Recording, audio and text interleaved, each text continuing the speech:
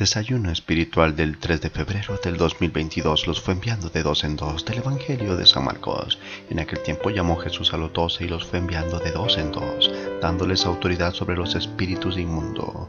Les encargó que llevaran para el camino un bastón y nada más, pero ni pan, ni alforja, ni dinero suelto en la faja, que llevasen sandalias, pero no una túnica de repuesto, y añadió: quedaos en la casa donde entréis hasta que os vayáis de aquel sitio. Y si un lugar no os recibe ni os escucha al marcharos, sacudíos el polvo de los pies para probar su culpa. Ellos salieron a predicar la conversión, echaban muchos demonios, ungían con aceite a muchos enfermos y los curaban. Palabra del Señor. Cristo ha venido al mundo para enviarnos también. Ya los apóstoles han convivido un tiempo con Jesús y Él les ha compartido sus enseñanzas, incluso en privado. Ahora los envía en misión, otorgándoles primero autoridad sobre el mal y don de curación. Así los encomienda no sin antes darles lo necesario sobre sí. Como bien decía San Agustín: Señor, dame lo que me pides y pídeme lo que quieras. Es que a eso ha venido el Señor, a derramar toda clase de gracia celestial sobre nosotros, a hacernos partícipes de su santidad y de su eternidad, más aún, a volvernos hijos de Dios en el Hijo muy amado. Pero la suerte del Maestro le sigue al discípulo. La dimensión de Cristo será la condición del cristiano, y esa es la de ser enviados, misioneros, heraldos y portadores del Evangelio de la verdad, para compartirlo, para anunciarlo, para darlo en misericordia y fe, y más aún para darnos a nosotros mismos por la salvación del mundo, tal como lo hizo Cristo, tomando nuestra propia cruz y siguiéndolo en el servicio de la misión redentora. Así el Señor luego, al hacernos receptores de su palabra, también nos hace transmisores, agentes y extensión de su presencia real en el reino que ha venido a instaurar desde ahora y que culminará en su segunda venida. Pero dice también que no solo los dota, sino que los poda. Les advierte lo que no hay que llevar a la misión porque sobra, porque es peso adicional que no agrega valor a su obra salvífica, aquello que no es necesario, y al quitarlo purifica la misión y reverdece la humildad y la sencillez de aquellos que envía. Primero lo material. La misión no será desde las comodidades que tengamos, sino desde el desprenderse. Una iglesia pobre para los pobres, decía Francisco, es decir, como Cristo, que se despojó de su condición divina para engrandecernos con su pobreza. Es la capacidad de dar lo que tenemos al servicio de los necesitados, de sacrificarnos e incomodarnos por la causa del reino que hace de los últimos los primeros y del primero el servidor de todos. Por último, la resiliencia y adaptación.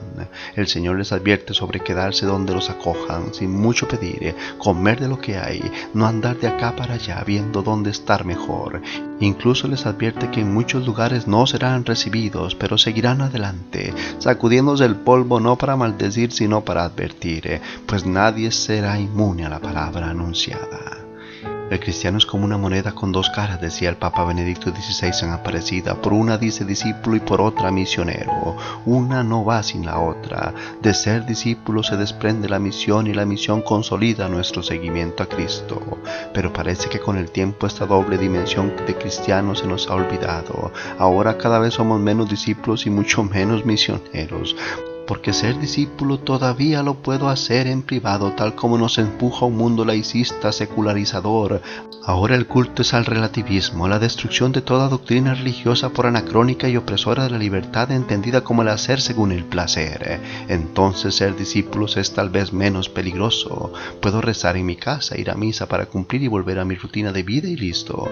Pero ser misionero, salir a anunciar, denunciar y curar, ¿qué va? Eso sí que no. Cuando mucho a curar, hacer alguna obra de caridad porque todavía es bien visto ante la sociedad, pero anunciar la palabra y denunciar el mal moral y social, ya eso sí que no. Eso me generaría demasiados anticuerpos, me metería en problemas reales. Claro, y ahí sobran los casos. Ahí está el pobre panadero en Estados Unidos que ya va como por el tercer juicio por no querer hacerle un pastel para una boda gay, o una enfermera en Reino Unido que fue despedida por usar un collar con un crucifijo en su trabajo, o ahora en España será un crimen rezar frente a las clínicas de aborto, o en Canadá que los padres pueden ir a la cárcel si no apoyan las preferencias sexuales de sus niños pequeños, o la exministra de Finlandia que enfrenta un juicio por tuitear versículos de la Biblia que agreden al homosexualismo. Hombre y mujer los creó, y la lista de peligros, incluso de cárceles, cada vez más larga.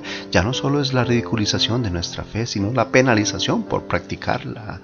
Pero es que el cristianismo no es una ideología ni una doctrina, es una forma de vida en clave de misión. No se puede seguir a Cristo a escondidas, en algunos lugares sí y en otros no. Se es testigo del Evangelio y constructores del reino siempre y en todo lugar.